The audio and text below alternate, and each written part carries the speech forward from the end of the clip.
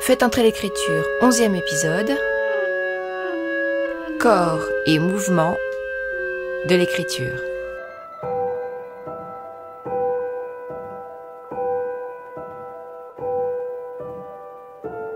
Le matin, dans le miroir, je me fais peur. Je reprends forme humaine, érigeant mon lipstick hors du désert. Transparaître encore J'étais un fantasme. de Séverine Daucourt. On m'agressait parce que j'étais un fantasme. Et je me retrouve fantôme, la femme invisible.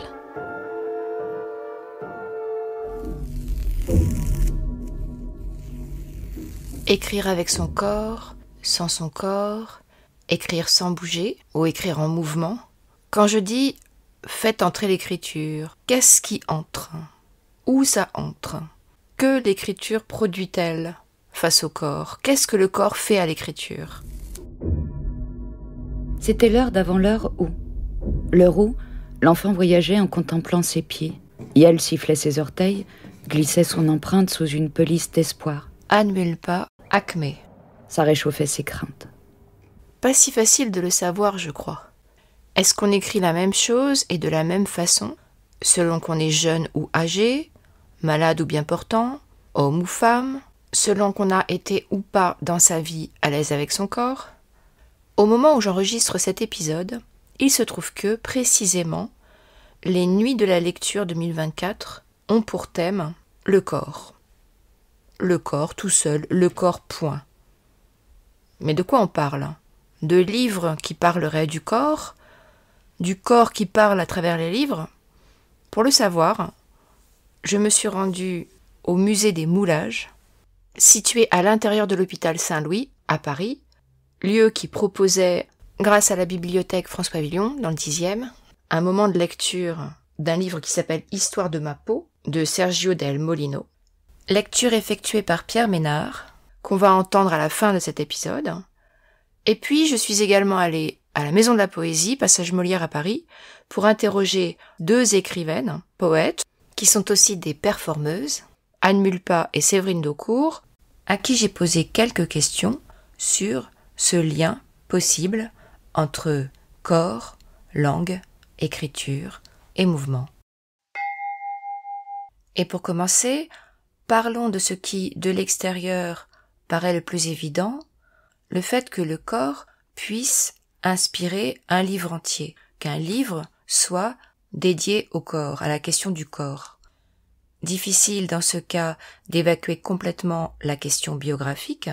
On le verra d'ailleurs avec Pierre Ménard qui a introduit sa lecture en parlant du fait que Sergio Del Molino était atteint de psoriasis. Peut-être n'aurait-il pas écrit son livre « Histoire de ma peau » autrement.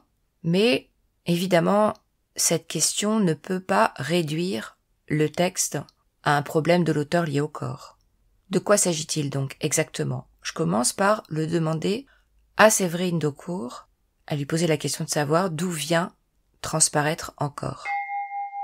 Alors, transparaître encore, entre parenthèses encore, ça vient après Transparaître, qui était un livre que j'avais écrit, en gros, sur les injonctions faites au corps des femmes. Enfin, voilà, une espèce de sujet pas très original, mais que j'essayais de ressaisir à travers une forme qui pouvait lui redonner un peu un caractère subversif, enfin, ou interroger de manière assez complexe toutes ces relations de pouvoir, de dépendance entre les hommes et les femmes, les hommes et les hommes, les femmes et les femmes, enfin, et le rôle que le corps avait à jouer là-dedans. C'est quelque chose que j'ai écrit probablement pour me poser à moi-même des questions non formulées, mais qui m'embarrassaient, enfin, qui m'angoissaient. Enfin, et donc, moi, j'ai l'impression de sortir parfois de l'angoisse juste en réussissant à poser clairement une question. Laura, 35 ans, psychologue scolaire. Sarah, 49 ans, CPE à Paris. Chana, 45 ans, coiffeuse à Reims. Isabelle, 43 ans, institutrice à Orléans. Béatrice, 40 ans, prof d'art plastique à Toulouse. Déby, 40 ans, opticienne. Ce livre en posait pas mal. Et puis, la vie, évidemment, et l'écriture, se chevauchent, s'entremêlent. Et mon corps, le temps que j'écrive ce livre, entrait dans une autre phase. Une phase qui qui est peut-être le début du vieillissement, enfin même si on vieillit depuis qu'on est né, mais voilà, enfin qui était plus identifié comme tel, et que survenaient d'autres angoisses et allaient se poser d'autres questions. Et du coup, je me suis mise à écrire Transparaître 2, enfin Transparaître le retour, sous la même forme, et puis finalement j'ai décidé d'en faire quelque chose de sonore, de musical. Mais c'était vraiment les questions de comment me réconcilier avec intimement en fait avec ce que mon corps traversait et que j'avais du mal à vivre, surtout parce que je ne l'avais pas anticipé, en fait. C'est difficile parce qu'après, ça lie toujours les choses à l'intime, mais Transparaître encore est venu au cœur d'un chagrin d'amour, en fait. Donc c'est aussi pour moi un livre qui est très lié à la perte, au deuil, à l'idée que tout était fini. Tout. C'est-à-dire la vie, les possibles, voilà. Et que c'était en plus surjoué par le fait que je devenais vieille et que c'était doublement foutu, quoi, en fait. Qu'il n'y aurait plus jamais rien. Et ce texte est venu contrecarrer cette pulsion assez mortifère, quoi. Et je pense que je l'ai écrit pour me prouver que je pouvais encore exister en tant qu'être désirant, désirable, enfin, tout simplement.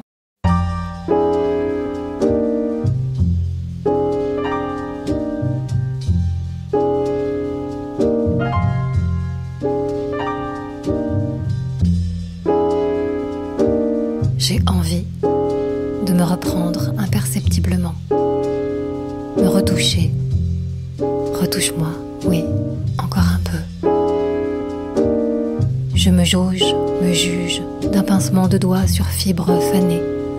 Je traque la bascule, les effets imparables et précoces du pendule. Éruption de l'irréparable et devoir d'effacer. Les rides, la vue qui baisse, la peau qui tombe, les seins aussi, les regards évadés, les madame, la nouvelle case à cocher, la catégorie à esquiver, l'évitement impossible. Lorsque j'interroge Anne Mulpa sur cette question un peu vague du corps et de l'écriture, elle, c'est vers l'enfance qu'elle me renvoie. L'enfance et l'importance à ce moment-là, non pas de l'écriture, mais déjà de la lecture. Mon enfance, elle est assez malmenée. En tant qu'enfant, il y a l'impossibilité physique de fuir. Et donc, en fait, la rencontre et le processus de lecture sont quelque chose, en fait, qui permettent d'aller, non pas de quitter le corps, ça, c'est plutôt des expériences et des sensations qui viendront plus tard, mais en tous les cas d'avoir un endroit où se réfugier au plus profond du corps, dans une sorte de zone qui semble, dans le vocabulaire de l'enfance, magique, voilà, où personne d'autre que la voix de la lecture, la voix des auteurs, des personnages, des poèmes. Il n'y aura que ces voix-là qui pourront faire le chemin avec moi. Et petit à petit, lorsqu'en fait le désir et la nécessité d'écrire s'imposent, moi je me souviens du premier plaisir, alors extrêmement narcissique, de gamine de CM2 qui monte sur l'estrade en tremblant et qui d'un coup ne tremble plus au moment où elle partage des poèmes. Après, il y a les longues heures, il y a vraiment l'entrée en écriture qui sera plus tard, où là il y a des mouvements, enfin forcément à l'approche de la cinquantaine, t'imagines bien qu'il y a des sessions de vie qui sont différentes. Et si l'enfance était la source du soin? Et si l'enfant coincé dans son enfance savait de façon innée, informulée, comment aimer, se soucier de, se préoccuper? Un savoir d'avant l'imitation et la déformation. Un savoir comme un mouvement précis, précieux, d'avant la connaissance verbale. Savoir qui, comme tous les savoirs, peut s'enfoncer dans les marais du gâchis, s'endormir comme une belle au bois dormant pour cause d'injustice plus que de malédiction. Est-ce que ça te parle, Séverine, ça, cette histoire d'enfance? Oui, j'ai l'impression. Oui, ça me parle à tel point que je pense que j'aurais pu dire un peu non seulement la même chose, mais presque le formuler de manière identique pour ce qui est de la question du refuge, enfin de se réfugier, le corps dans les mots, en fait. Mais après, quand tu demandais si est-ce qu'écrire fait quelque chose au corps, j'ai l'impression que peut-être ça suspend le moment de l'écriture, suspend quelque chose de tout. Enfin, suspend quelque chose du temps, suspend quelque chose aussi du corps. Enfin, il y a comme une forme de lévitation spatiale et temporelle qui allège beaucoup le poids du corps, notamment. Et ça, c'est un effet peut-être quand on est dans les temps d'écriture, mais en même temps, bon, les temps d'écriture, ils sont pas toute la vie non plus, ils sont pas H24. Donc, ce que ça fait aussi dans l'après-coup, je sais pas, moi je crois que avoir écrit, quand je dis avoir écrit, c'est peut-être avoir terminé un texte ou un livre. Je crois probablement que ça restaure quelque chose aussi du corps. Comme toi, je pense qu'il y a quelque chose qui part du corps, qui part d'une entaille en fait, qui part d'une absence de bord, qui part de quelque chose qui cherche à je sais pas, être restauré, cautérisé. Et donc c'est à la fois infini, mais à la fois chaque texte peut-être restaure. 1981 sur Sainte Télé, MB présente Docteur Mabou. Mais qu'est-ce que vous faites? Attendez, c'est à moi d'opérer. Une opération? Bah oui, on joue au docteur, on joue à l'opération. Vas-y, touche pas les bords. Raté. Je vais enlever cet os rigolo. Docteur Maboul pour jouer à l'opération. Docteur Maboul n'est pas folle amour, mais une carte du tendre post-moderne, en moins fin, mais plus drôle. Anne Mulpa, abécédaire et de feu, S comme soin. Petit rappel. Bloc opératoire, des billets s'échangent au-dessus du bonhomme au nez rouge qu'il faut opérer. Qu'est-ce qui paye à ce jeu-là? La compétition, l'intervention, la dextérité. On vadrouille entre les bourrelets du ventre dit la tranche de brioche côté 500 balles, le cœur brisé qui vaut 350, le papillon chatouilleur, de l'anxiété, l'ulcère à l'estomac, côté lui 250 et la crampe de l'écrivain, un crayon dans le bras, côté 150, l'un des tarifs les plus bas après la côte de rire qui ne vaut que 100, soit dit en passant. Tu te rates? Le gros nez du client clignote rouge sur sa table. Poète, femme qu'elle est censée être, se font plumer. S'en foutent, même pas mal. On s'en fout? Pas si simple. Parce qu'une vie d'écriture, ça fait quelque chose au corps qui n'est pas que de l'ordre du soin. Écrire, c'est aussi ne pas écrire. C'est aussi cavaler dans tous les sens pour trouver de l'argent, ne pas avoir d'horaire, cumuler plusieurs emplois. Blagues à part, qui ne sont pas tant que ça des blagues. Donc, je lutte contre ce qui est pas reposant, mais contre une facilité à justement écrire en étant épuisé, à surmonter quoi qu'il arrive, mais parce que à côté, je pense que je me sens vraiment très vieille, très usée par des choses. C'est-à-dire là, vraiment, je suis plus étanche de voir des gens couchés dehors. Je suis plus étanche, en fait, de devoir réclamer, alors que je compte pas mes heures, de devoir réclamer, en fait, presque au 15 janvier, l'argent que j'ai gagné comme n'importe quel travailleur. Donc voilà, c'est... Là, ton interview, cette discussion, elle tombe particulièrement à un moment où je sens bien que parce qu'il y a des nerfs dans le corps, tu vois, et ces nerfs sont certes psychiques, mais ils sont aussi vraiment très très palpables. J'ai des tensions de toutes parts, et je me dis, mais je vais pas pouvoir durer comme ça encore 60, 70, 80. Ce combat-là, en plus, c'est pas le bon. C'est pas le bon. Le combat, c'est d'essayer déjà de faire son chemin étrange de créer, parce que quand même c'est un chemin étrange que celui-là, et ce chemin de le partager. Tu vois, c'est déjà tellement énorme ça. Donc si en plus, tu vois, c'est ce monde dans lequel nous vivons, alors tu parlais de société. Non, c'est pas une histoire de personnes, c'est des histoires de fabrication humaine mais où par exemple, là je recherche à nouveau un logement. Va-t'en te présenter en tant que poète ou intermittente, sachant qui plus est quand t'es pas issu, que t'as pas un bagage familial avec, tu vois, qui te garantit une sorte de matelas derrière, en fait. Voilà. Donc c'est tout ce fonctionnement-là, il brise, enfin vraiment. Moi, souvent, je me dis, je peux passer parfois une demi-journée, une journée à travailler en sachant que c'est du travail pas payé. Mais j'ai l'impression que le travail pas payé, la proportion du travail pas payé est irréductible. Il est tellement énorme dans une vie d'écrivain, en fait, que c'est ça aussi qui fait qu'on est dans la course. C'est parce qu'on travaille beaucoup, mais la majorité de notre travail n'est pas rémunéré, en fait. Enfin, on est constamment en train de faire des choses non payées. Enfin, à commencer par écrire, sauf si on a des bourses, mais même des grands projets qui sont juste des paris, quoi. Enfin, de faire la traduction de quelque chose, parfois sans avoir le financement d'abord. Enfin, c'est-à-dire que c'est des grandes entreprises, c'est pas juste quelque chose qui va nous prendre... On est sur des chemins de vie. Alors, on n'est pas les seuls, et je pense que bien des gens, d'ailleurs, souhaiteraient ça. Mais on est sur des questions de valeur. Et c'est ça le piège aussi. C'est-à-dire, à la fois, c'est ce qui fait toute la beauté, tout... Enfin, moi, je sais que j'adore faire des recherches. Je peux rester des heures à triturer l'histoire d'un mot et aller découvrir des choses que j'avais pas prévues. Et j'ai là, je peux être dans la joie. Tu vois, cette joie de la découverte, de l'accroissement, ou comme une plante qui prend le soleil. Officiellement, je ne pourrais pas avoir été une plante jusqu'à maintenant, mais peut-être que... Et justement, en fait, nos vies qui sont à toutes et tous en train de se heurter, et là, c'est un vrai bruit que je fais pour ton podcast, tu vois. Voilà.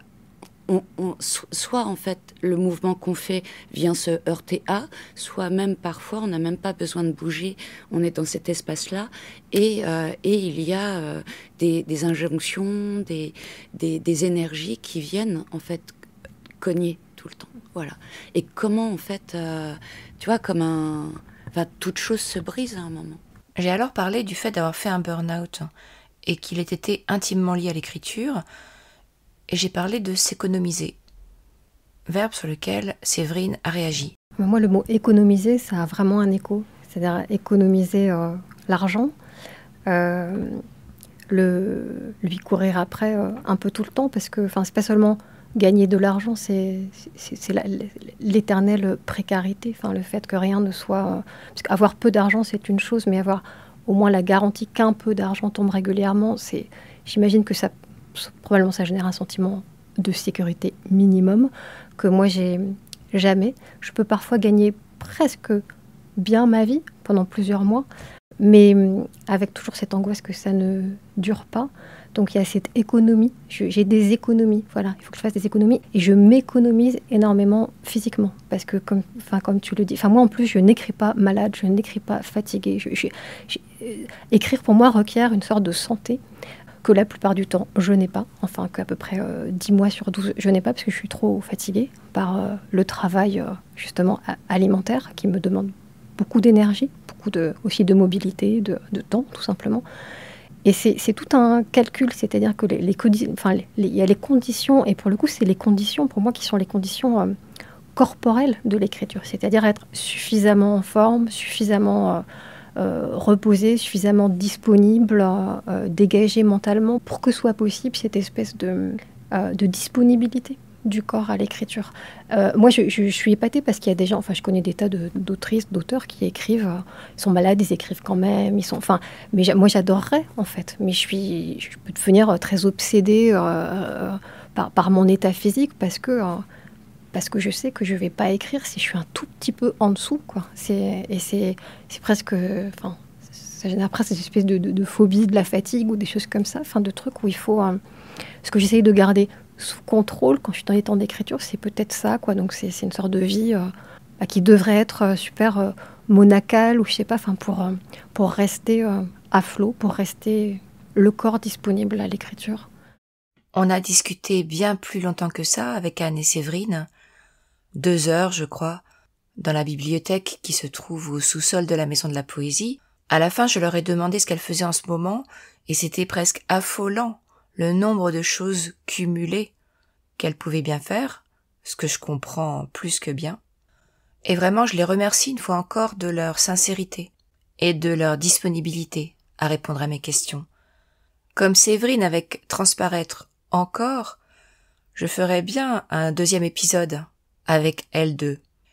J'aimerais cependant, comme je voulais annoncer au début, vous emmener, avant de finir, dans un endroit très étrange qui s'appelle le musée des moulages à l'hôpital Saint-Louis à Paris. Musée qu'il n'est possible de visiter qu'1 ou 2 fois par an. Créé au début du XIXe siècle, il est consacré aux problèmes dermatologiques et on y trouve 5000 moulages de visages, de parties du corps, permettant de se représenter en 3D les problèmes de peau.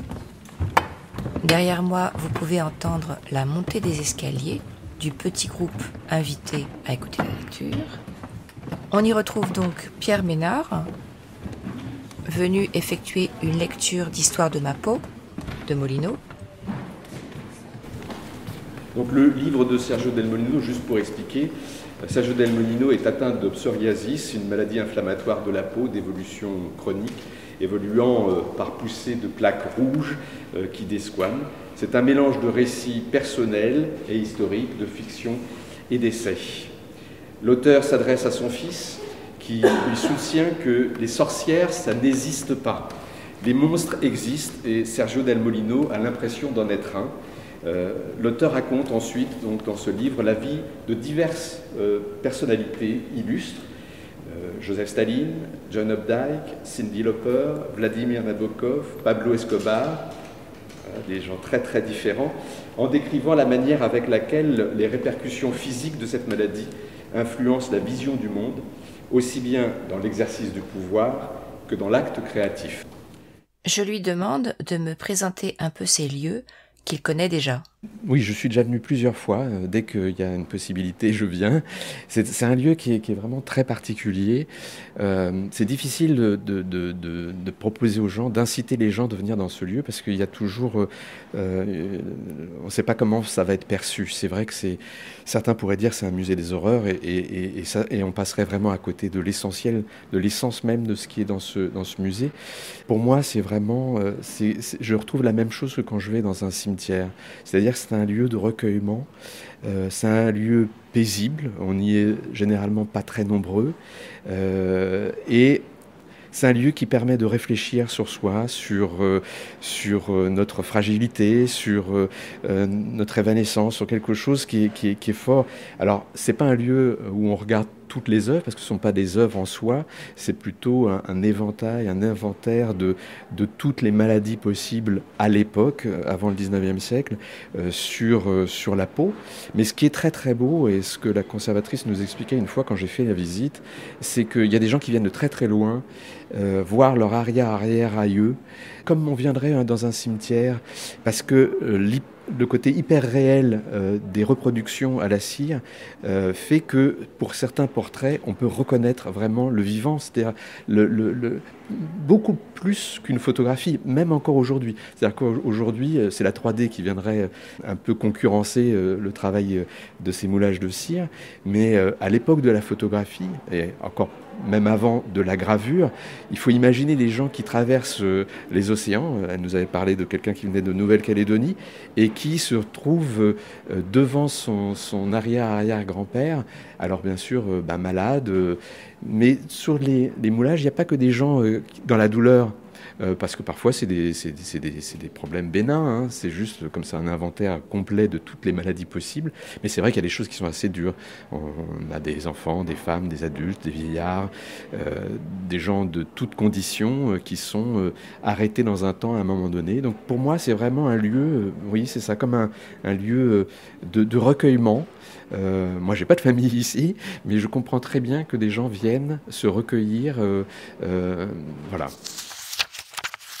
La doctoresse Nina G. Jablonski, auteure d'une histoire de la peau, explique que l'une des épreuves les plus difficiles pour un étudiant en médecine est celle de sa première dissection anatomique. Histoire de ma peau, de Sergio Del Molino, lu par Pierre Ménard. Sur la table gît un cadavre maintes fois reprisé, ayant servi dans plusieurs cours et qui empeste le formol et autres baumes biocides.